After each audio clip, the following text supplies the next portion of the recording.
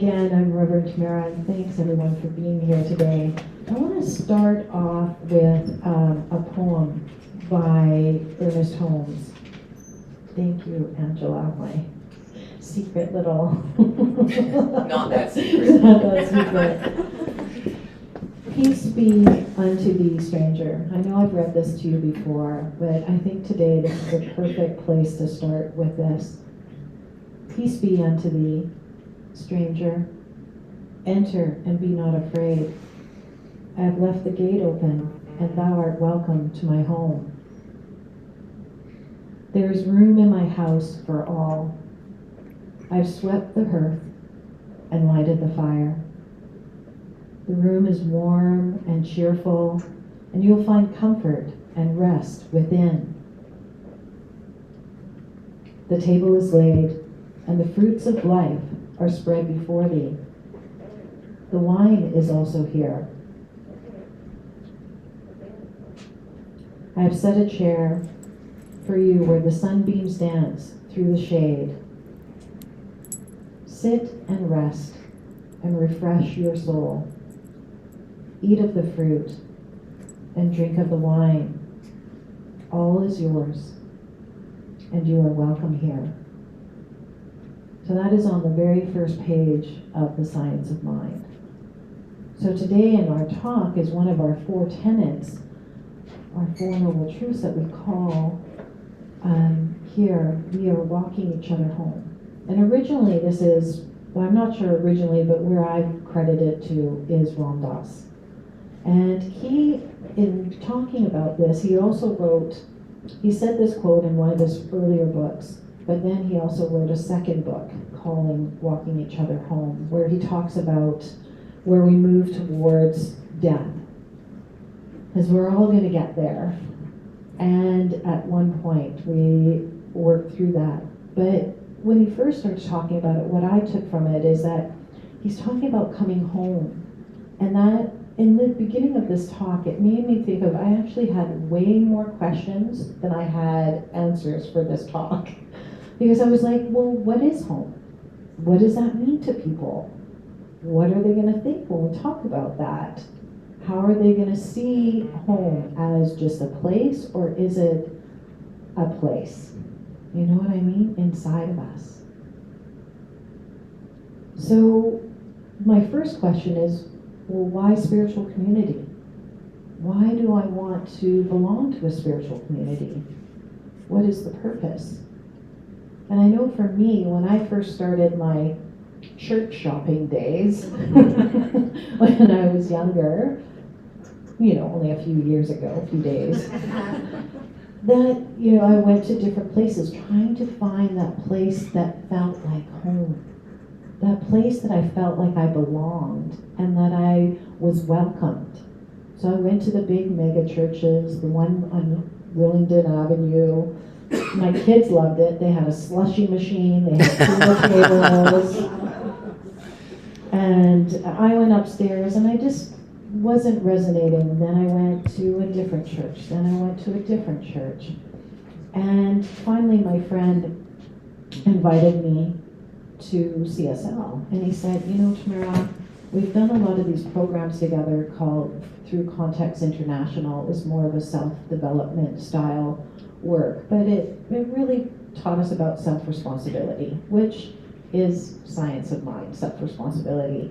And he said, you're going to love the minister there because he talks our language.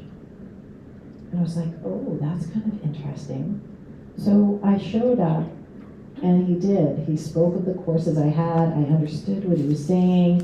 It resonated at a deep level with me, that I didn't have to look outside of myself for anything, that everything was already right here, and that I was already whole, perfect, and complete, just in showing up as who I was, in my authenticity.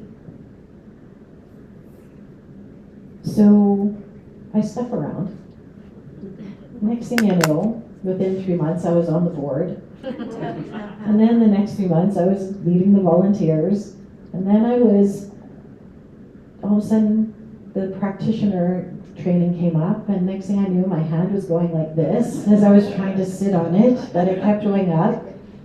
And that led to 3 years of training and beautiful friendships and a beautiful community, and then led me on to, I knew there was something more for me. I knew there was still something calling. So went back to school, and here I am now as a minister.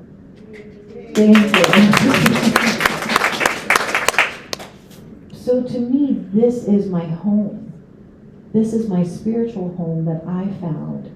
And, it brought me to think about, what was I looking for when I came here? So the idea of I had like-minded people, okay, that was great. But yet as I went through it, I realized I didn't want everybody to think exactly like I thought. I wanted to bring the different colors, the different flavors of the tapestry into the teaching and into weaving of this community. Because if everybody just said, yes, that's right, or whoever the minister was, everybody said, yeah, you're right, that there's no other way of looking at things, I'll just say, how boring would that be? Right? I need that little bit of challenge that, let's look at things maybe a different way. Because I think that's what the science of mind teaches. It's not about just taking the status quo. It's not about just stepping into, this is how everything is done every day. This is looking outside of the box. Right? The box that our traditional religions maybe, and not that we consider ourselves a religion, we consider ourselves a philosophy, a way of life, a faith. But they put us in, sometimes they'll put things in a box where there's God here and then we're separate from it. And we're here, we are all one with it. So having those similar ideas of that idea of God, divine, the universe, whatever it is for you, is important. So I think the spiritual community brings us a place that we get to practice. We get to practice our spiritual practice. And guess what? Sometimes in community, you'll never guess what happens. Somebody can push your buttons. I'm like, what? No, this isn't so. We're in a spiritual community. We're supposed to all be loving and kind and joyful all the time. And sometimes that doesn't always happen. Sometimes there's somebody that'll just kind of get right underneath your skin a little. And not that they're meaning to or anything, because guess what? It's nothing to do with them. Who is it to do with? Yeah, right? Here. It's to do with how I perceive things, my window of how I view the world. So it gives us that practice of forgiveness, which Linda talked about in her song. This Christmas, can we practice our forgiveness? And right now I'm teaching a course at an introductory to forgiveness from Reverend Dr. Michelle Wadley. And it is opening up a whole world of ideas for others in how we can forgive and what forgiveness really is. So here in our spiritual community, we're creating that safe space that we can be together, show up maybe in our not so perfect ways, even though we know we are perfect, but sometimes we might judge ourselves as behaving not as perfectly as we would like.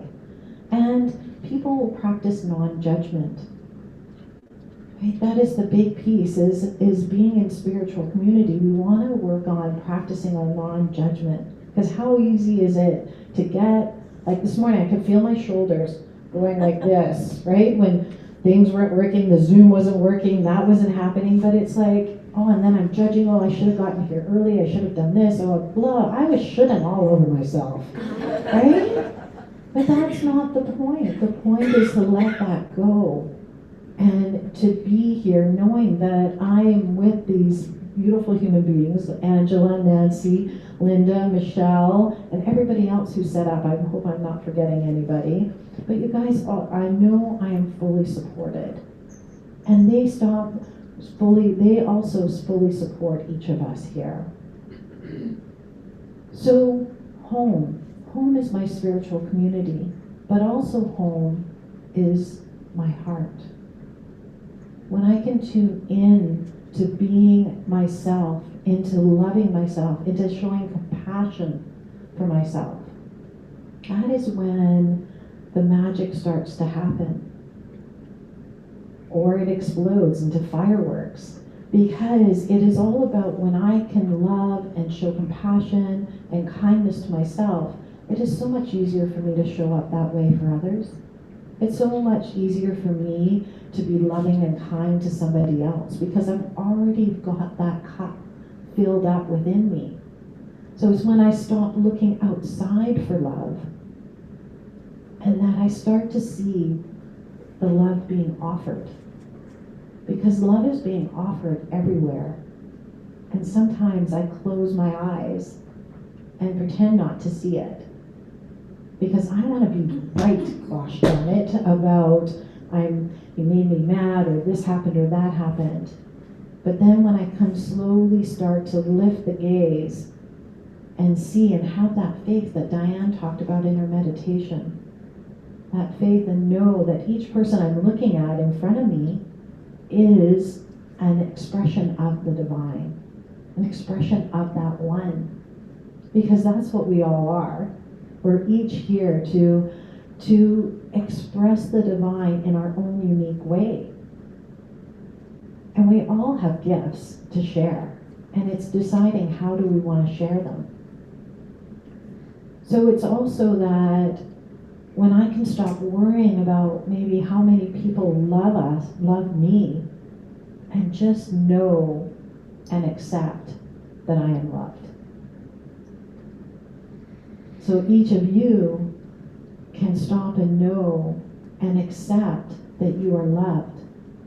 It doesn't have to be by that outside source. It can be from within. It could be that divine source that is coming through. Because it is when we develop that relationship with our best friend within, that is when we start to look at the world differently. We look at the world differently. So that was my first question, why spiritual community? Second question, what does it mean when we're really walking each other home? Is it walking to us through our hearts? My third question I had is, well, what is the quality of a community that I'm looking for that is walking each other home? Actually, which led to 3 more questions. But it was interesting this week. I was talking to my friend in North Van, and she belongs to this group. It's called Buy Nothing. I might be saying it wrong, Angelica. Is it the Free for Buy Nothing account? And it's on Facebook, and there are communities all across the world that participate in this. And what it is you can go online and give things that you have that you don't want any further, and people can come and get them. And then you place your name and say, please consider me for other things. So it is a way to share what we have and give back. And I talked to my friend about it, and I said, oh, this is cool. And she's always telling me all these fabulous things she gets and all the wonderful things she gives away, and how many children she's made happy because she's had her daughter's grown now, and she gives all her toys away. And so for parents that maybe can't afford or can't do, or maybe there was something special that a child was looking for that was discontinued, she's found all these things on this site. But what's developed from that is she's developed friendships. She joined a book club with all these people that give and give back. And it's not about just whoever the first person is that says, please consider me. It is all about the person who's gifting to sit with it and see what calls to them about who it is that they feel this would be a really great fit for them. And as you're putting in, please consider me, you can add a little bit about yourself. Why would I want it? Do that. I tried to get an extra tree for our and I did manage to get one for us, so which is great. But there's this community out there, but yet this is what our community is too. I think of the days that we stay afterwards and have connection, like today where we do the question and answer, the days that we do our potluck, that we're, it's a time to connect and grow with each other. Because really, it's growing. Our community is what we want to do. And when we think of growing, do we think of just the outside growth, the number of people that are coming? Or do we think of our inside growth? Because it's not calling for growth on the outside. What it's calling for is the growth on the inside. Because when we have that growth on the inside, that's when we get the outside growth.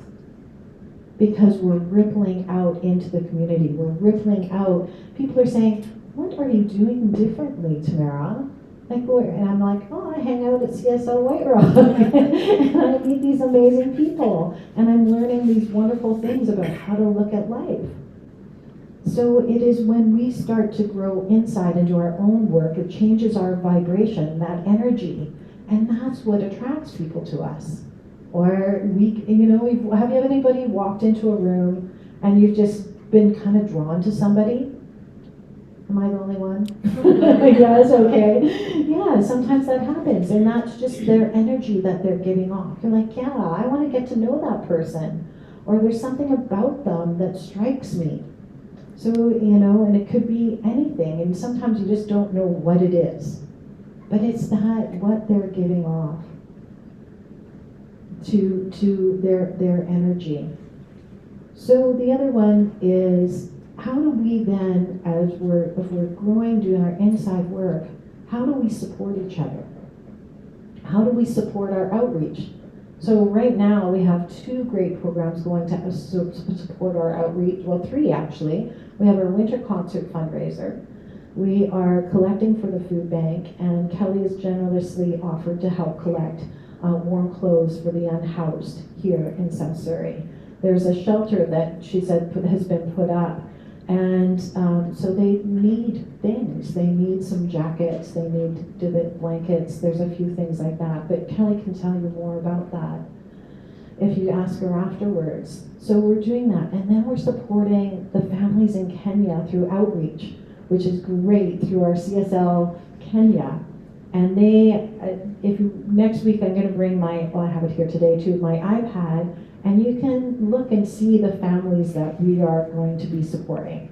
And you can join together, we can do it separately, whatever it is that calls to your heart. So I love that we're supporting our outreach, our local community, but also the greater world as well. But how are we supporting each other? How are we supporting each other? Are we reaching out within? Are we reaching out for prayer? Are we reaching out and coming to maybe a class, or are we coming to meditation? And not that it's that you need to come to all these things, but it's there to offer you that support if needed. And a lot of times we think, oh no, I got this, I can do this on my own. But the thing is that things shift and go a lot quicker when you're in that energy of community, when we bring things together. So that is why the practitioner and I are doing the December 13th. Last year I called it a blue Christmas, a blue holiday, but that time to reflect, because right now it's the start of that season that I don't know about everybody else, but it gets pretty darn busy. And there's lots of emotion that comes up around this time of year. Some people maybe don't have any family. There's people who've lost lots of people. There's all sorts of things. Maybe you're struggling financially. I mean, the cost of things nowadays is outrageous. But how do we then acknowledge what's going on in our lives and not spiritual bypass it? And say, okay, this is how it's showing up. This is what's happening right now. So how do I work through it? And to me, the answer always is joining together, talking with somebody, working through it, acknowledging it. Because right, there's that saying, you have to feel it to heal it. So if we are ignoring it and saying, nah, this is all good, everything is fine, right? Then how are we allowing that space to heal whatever needs to be healed? And again, that leads us back to why spiritual community? Why spiritual community? Because we're here to walk each other home, to help each other heal, to work through things that maybe are uncomfortable sometimes, but also to celebrate the good times. It's not necessarily always the glum and the sad. There's also that joy of life. There's also that divine creative spark that pulls us forward. So, how are we walking our talk within spiritual community? So that allows us to reach out, it allows us to pray together, meditate together. And the other thing was, how do we connect? Who do we connect with? Do we have our little groups? Do we have a larger group? Do we reach out to others? Is there anybody that we think of, all the people that we include, but is there any that we're excluding? Is there a way that we can be more inclusive to others?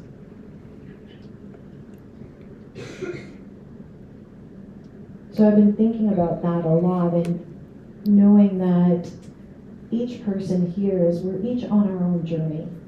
We each have brought with us what has gotten us here till today. Some of us look at it as a gift. Some of us still look at it, we haven't quite healed, so we don't see that gift yet. But it will emerge. And that is okay, because wherever you are on your journey is welcomed here. Because that is what it's about. It's not about us all being alike. It is about us each journeying that path of walking. It's like we're on the yellow brick road and we're heading towards Oz.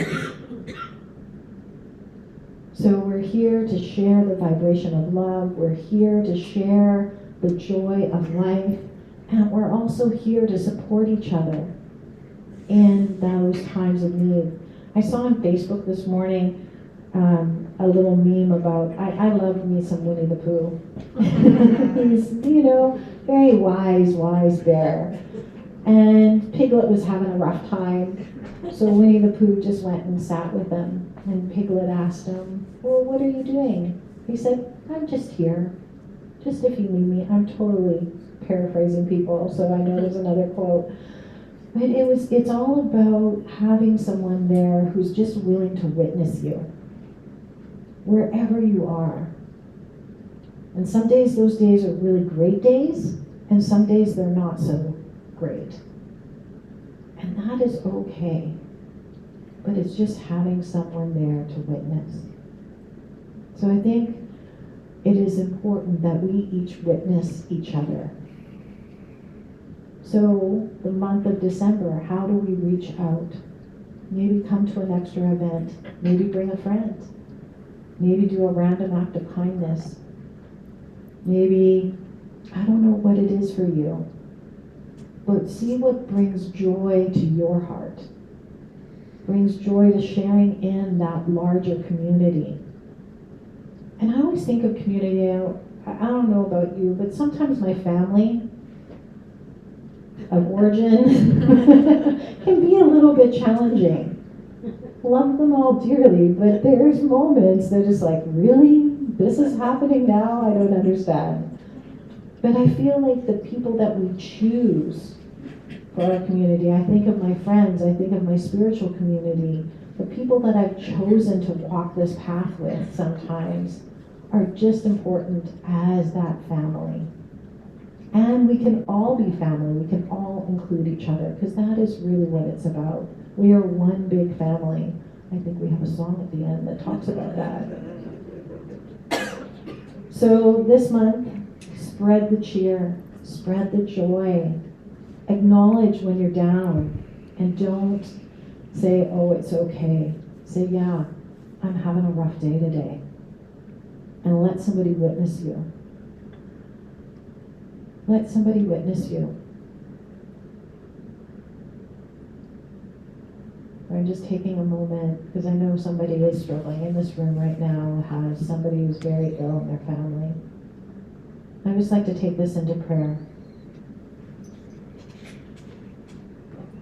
So today, in this moment, in this time, in this space of love, joy, I acknowledge that I am one with that divine source.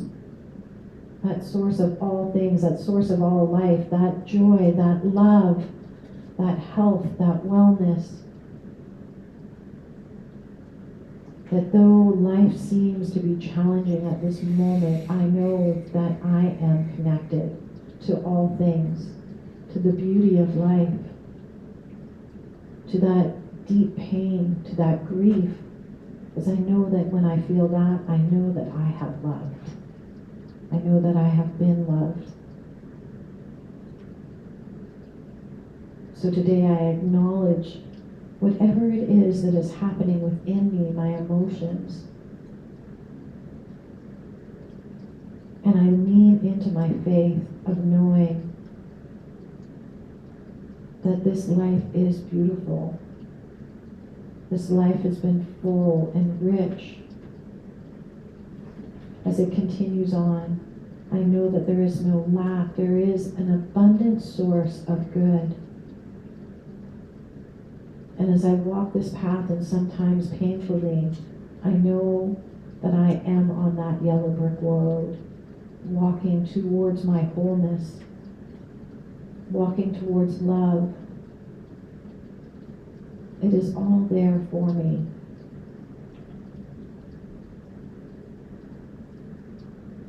So I know that each person here has the same journey. There is no separation between any of us. There's no separation between us as the air that we breathe, the celebrations that will be coming through, and knowing that we are here to walk each other home, to hold each other up, to be that support, to be that person that is loving, and to know that each of us are loved. And we open our hearts and accept that love as much as we can. So with gratitude and love, I let these words go to that law of mind, to that place that always says yes. I let it be, I let it go, and I ask you to join me in saying, and so it is. So it is. So it is.